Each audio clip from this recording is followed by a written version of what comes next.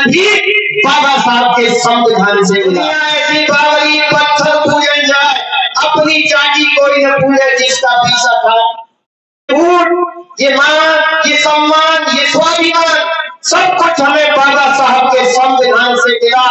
अरे औरों को जो मिला वो उनके मुकद्दर से मिला, लेकिन हमें तो मुकद्दर भी बाबा साहब के संविधान से मिला। तो ये एहसास करने की बात है। आज हम गांव में आए हैं, बहुत कुछ आपसे बातचीत करके जाएंगे और आप ये आज तय करेंगे कि हमारे घर में यदि पूजा पाठ होगा तो वो बाबा साहब, भगवान बुद्ध और संत रविदास, संत कबीर साहब, इनको समझो तो सही कि इन्होंने हमारे लिए क्या किया।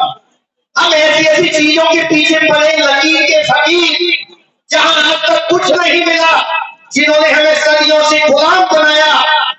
हमें अच्छा खाना पहनने का ये भी अधिकार नहीं था। धन्य परम पूज्य बाबा साहब के आज सूट बूट में है, तो हमें अपने बाबा साहब की बात को मानना है।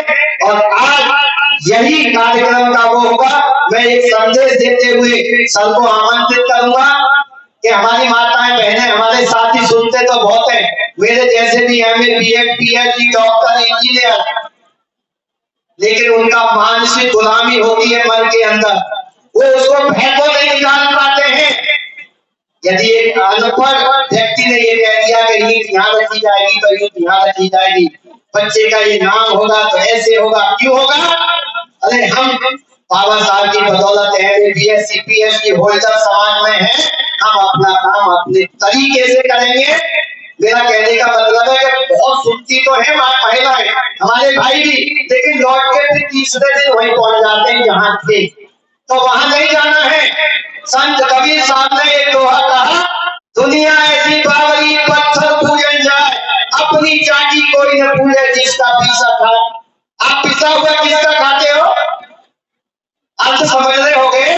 अरे ये पिसे का मतलब है यदि बाबा साहब संघर्ष न करते, 3-3, 4-4 बच्चों को नहीं खपाते, अपनी पत्नी को अपना जीवन नहीं खपाते और हमारे लिए देश का संविधान हमें अधिकार नहीं देते, तो हमारे पास आज भी कुछ नहीं होता।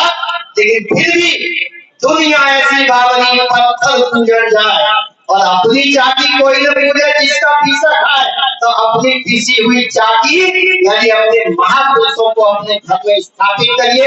आपके घर में मंगल ही मंगल होगा, खुशियां ही खुशियां होंगी।